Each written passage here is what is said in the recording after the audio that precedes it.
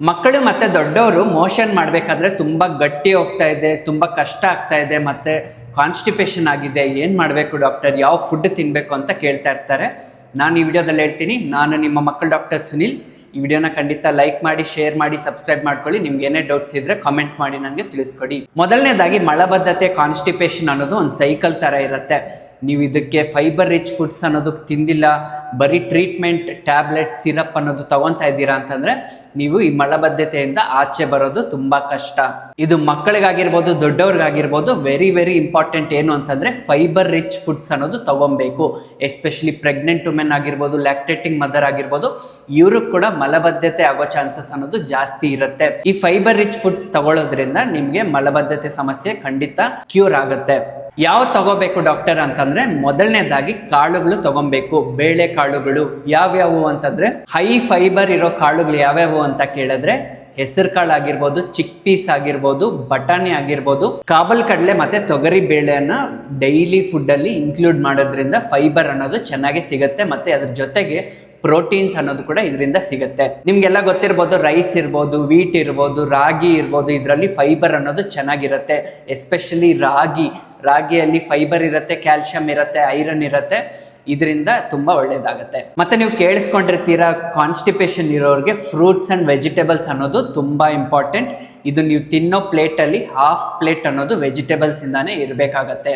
ಯಾವ ವೆಜಿಟೇಬಲ್ ಅಲ್ಲಿ ಫೈಬರ್ ಜಾಸ್ತಿ ಇರುತ್ತೆ ಡಾಕ್ಟರ್ ಅಂತ ಕೇಳಿದ್ರೆ, ಕ್ಯಾರೆಟ್ ಇರ್ಬೋದು, ಬೀಟ್ರೂಟ್ ಇರ್ಬೋದು, ರ್ಯಾಡಿಶ್ ಇರ್ಬೋದು, ಪೊಟ್ಯಾಟೊ ಇರ್ಬೋದು, ಸ್ವೀಟ್ ಪೊಟ್ಯಾಟೊ ಇರ್ಬೋದು, ಸೊಪ್ಪಾಗಿರ್ಬೋದು. ವೆರಿ ವೆರಿ ಇಂಪಾರ್ಟೆಂಟ್ ಬಂದ್ಬಿಟ್ಟು ನುಗ್ಗೆಕಾಯಿ, ಅದರಲ್ಲಿ ಫೈಬರ್ ಅನ್ನೋದು ಜಾಸ್ತಿ ಇರುತ್ತೆ. ಮತ್ತೆ ಫ್ರೂಟ್ಸ್ ಅಲ್ಲಿ ಯಾವ್ದು ಜಾಸ್ತಿ ಫೈಬರ್ ಇರುತ್ತೆ ಫ್ರೂಟ್ಸ್ ಅಂತ ಕೇಳಿದ್ರೆ, ವೆರಿ ವೆರಿ ಇಂಪಾರ್ಟೆಂಟ್ ಬಂದ್ಬಿಟ್ಟು ಕಿವಿ ಫ್ರೂಟ್ ಆಗಿರ್ಬೋದು, ಪಿಯರ್ಸ್ ಆಗಿರ್ಬೋದು, ಆಪಲ್ ಇರ್ಬೋದು, ಚೇಪೆಕಾಯಿ, ಗ್ವಾವಾ ಅನ್ನೋದು very very good source of fibre. ಮತ್ತೆ ಪಪ್ಪಾಯ ಇರ್ಬೋದು, ಬನಾನಾ, ಪೊಮೊಗ್ರಾನೇಟ್, ಇದರಲ್ಲಿ ಫೈಬರ್ ಕಂಟೆಂಟ್ ಜಾಸ್ತಿ ಇರುತ್ತೆ.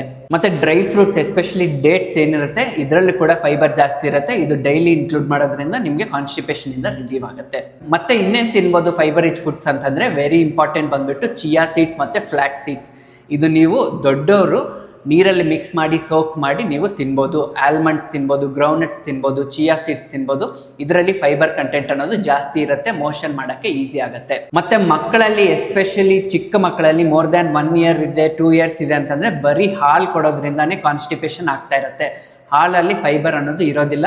ನೀವು ಪ್ಲೇನ್ ಹಾಲು ಅಷ್ಟೇ ಕೊಡ್ತಾ ಇದ್ದೀರಾ, ಬೇರೆ ಫುಡ್ ಎಲ್ಲ ಕಡಿಮೆ ಮಾಡ್ತಾ ಇದ್ದೀರಾ, ವಾಟರ್ ಜಾಸ್ತಿ ಕೊಡ್ತಾ ಇಲ್ಲ ಅಂತಂದ್ರೆ ಕಾನ್ಸ್ಟಿಪೇಷನ್ ಆಗೋ ಚಾನ್ಸಸ್ ಅನ್ನೋದು ಇರುತ್ತೆ. ಮತ್ತೆ ಕಾನ್ಸ್ಟಿಪೇಷನ್ಗೆ ಏನೇನು ಫುಡ್ಸ್ ತಿನ್ನಬಾರ್ದು ಡಾಕ್ಟರ್ ಅಂತ ಕೇಳಿದ್ರೆ, ಎಸ್ಪೆಷಲಿ ಬೇಕರಿ ಫುಡ್, ಮೈದಾಯಿಂದ ಮಾಡಿರೋ food, chips, processed food, packed food, ಅದನ್ನ ಅವಾಯ್ಡ್ ಮಾಡಬೇಕಾಗತ್ತೆ. ಮತ್ತೆ ಕಾಫಿ, ಟೀ ಕುಡಿಬೋದಾ ಡಾಕ್ಟರ್ ಜಾಸ್ತಿ ಅಂತ ಕೇಳಿದ್ರೆ, ಕಾಫಿ, ಟೀ ಕೆಫೆನ್ ಇರೋದ್ರಿಂದ ಇದು ಕೂಡ ಅವಾಯ್ಡ್ ಮಾಡೋದ್ರಿಂದ ಬೆಟರ್ ಇರುತ್ತೆ. 1 to 2 cups per day is okay. ತುಂಬಾ ಗಟ್ಟಿಯಾಗಿ ಹೋಗ್ತಾ ಇದೆ, ಕಾನ್ಸ್ಟಿಪೇಷನ್ ರಿಲೀವೇ ಆಗ್ತಾ ಇಲ್ಲ, ಕಷ್ಟ ಆಗ್ತಾ ಇದೆ ಮೋಷನ್ ಮಾಡೋಕ್ಕೆ, ಹಾರ್ಡ್ ಪೆಲ್ಲೆಟ್ಸ್ ಥರ ಮೋಷನ್ ಬರ್ತಾ ಇದೆ ಅಂತ ಕೇಳಿದ್ರೆ, ನೀವು ಟ್ರೀಟ್ಮೆಂಟ್ ತೊಗೊಬೋದು. 1-2 months ಅನ್ನೋದು ನಿಮಗೆ ಸಿರಪ್ ಅಥವಾ ಮೆಡಿಸಿನ್ಸ್ ಕೊಡ್ತಾರೆ, ಇದನ್ನ ಯೂಸ್ ಮಾಡ್ಬೋದು. ಅದ್ರ ಜೊತೆಗೆ ನೀವು ಫೈಬರ್ ರಿಚ್ ಫುಡ್ ಅನ್ನೋದು ಅಳವಡಿಸ್ಕೋಬೇಕು ಡಯಟಲ್ಲಿ. ಈ ವಿಡಿಯೋ ಮಕ್ಕಳಿಗೆ ಅಲ್ದಿರ ಪ್ರೆಗ್ನೆಂಟ್ ಮದರ್ಸ್ ಫಾಲೋ ಮಾಡ್ಬೋದು, ಇಲ್ಲಾಂದ್ರೆ ಲ್ಯಾಕ್ಟೇಟಿಂಗ್ ಮದರ್ಸ್ ಕೂಡ ಫಾಲೋ ಮಾಡ್ಬೋದು, ದೊಡ್ಡವ್ರಿಗೆ ಯಾರಾದರೂ ಫಾಲೋ ಮಾಡ್ಬೋದು. Thank you. Stay safe, stay healthy.